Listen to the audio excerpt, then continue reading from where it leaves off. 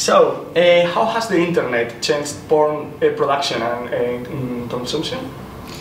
Everybody can do it. I mean, we can make a porn right now. Yeah. You know, there's no regulation. You can upload from wherever you are. Can we borrow that camera? No. Which is like, you know, means that it's sort of what's happened a bit to music and to, you know, film, mainstream film, which is because of technology, everybody can do it. But consumption, I think, has really changed.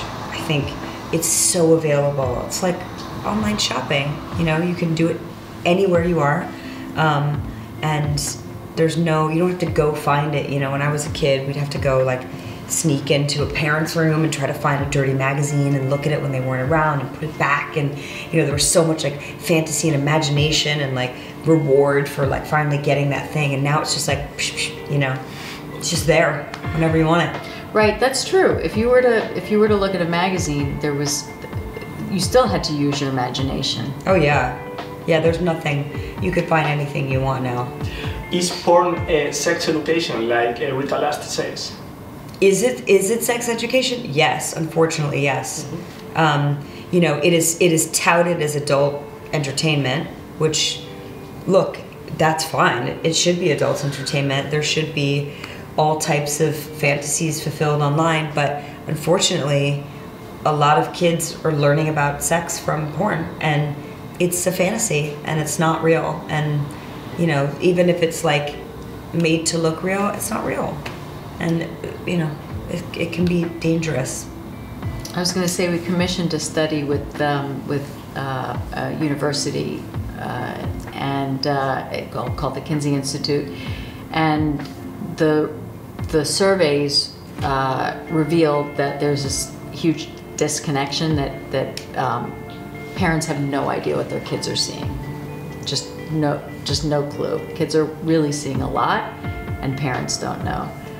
And they don't want to be the ones to tell them about it because it's an embarrassing conversation to have, and it's always going to feel slightly technical and, you know, like science for parents. And they think, oh, well, they'll just learn from their peers. But unfortunately, you know, their peers are learning from this like giant source that is looking to make sure that they get hooked on, you know, their materials. So I watched the third episode about female porn, sort of saying.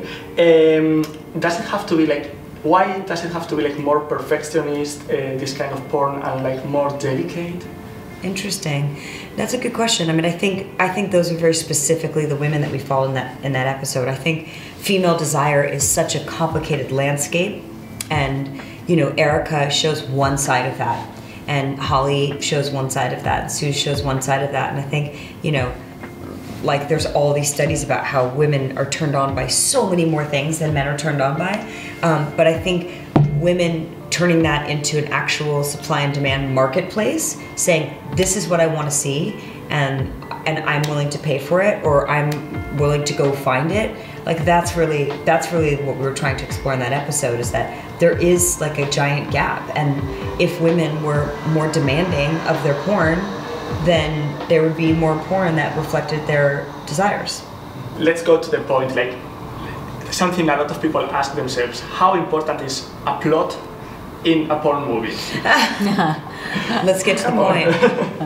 I don't know. Well, I mean, the porn researcher that we talk to all the time says, you know, people, I mean, most people just fast forward. Yeah. You know. And also I think people have the ones that they're go-tos, so they know the plot already, so they can sort of imagine it.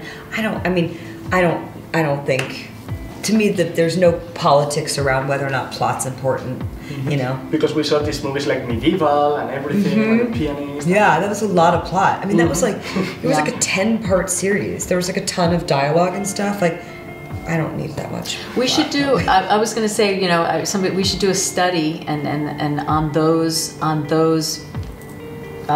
scenes and see, you know, how many are fast forwarded. Right. Like how much does that plot really matter? Yeah, I don't probably know. could find out. Rashida, why did you decide to move from being in front of the camera to be behind the camera and with this specific topic? Well, as a producer on Hot Girls Wanted, I feel like, I learned so much from the process of just watching Jill and Ron direct and editing with them. And, I'm genuinely curious about this subject. And it feels like, it's having a huge impact on our culture in a way that's just really not being discussed. So it's almost like walking into a room and being like, hey guys, what do you think about this? I just want to know everybody's opinion. Let me give you a couple of things that I have found, and then do you guys want to talk?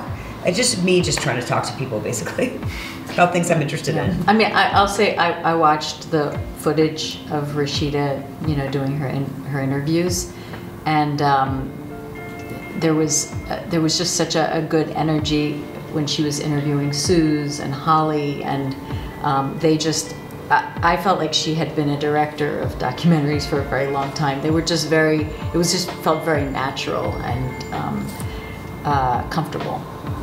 So thank you. Congratulations. Thank you so much. Thank you.